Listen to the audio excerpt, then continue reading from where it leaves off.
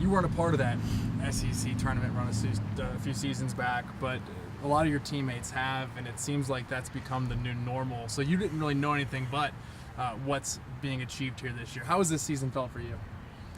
This season compared to last season with the shadow of the season before is definitely like a roller coaster. You go from coming in to this program that's got all this talk around it, and then last year we didn't necessarily perform like we wanted to, and so this year I feel like we've just really locked into like our potential. Like we knew that we could do it, and we knew that we didn't do it last year, and I feel like all the freshmen and transfers and all the returners just came together in the best way possible, and I feel like that's shown on the field right now.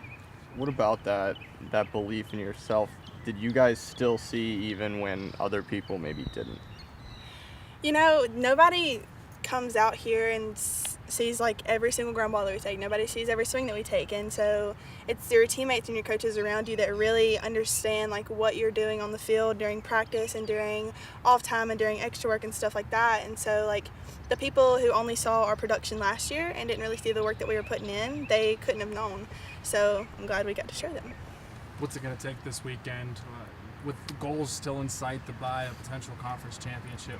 What's it going to take on the road in a final SEC series when two teams are really scrapping for their position in the postseason? I think that's what it's all about. You know, when you get to the postseason, there's not one team who just has it in the bag. There's not one team who's like an absolute yes, and I think that's awesome because even the lowest in the postseason can still come out on top just because the lowest in the postseason is still one of the best.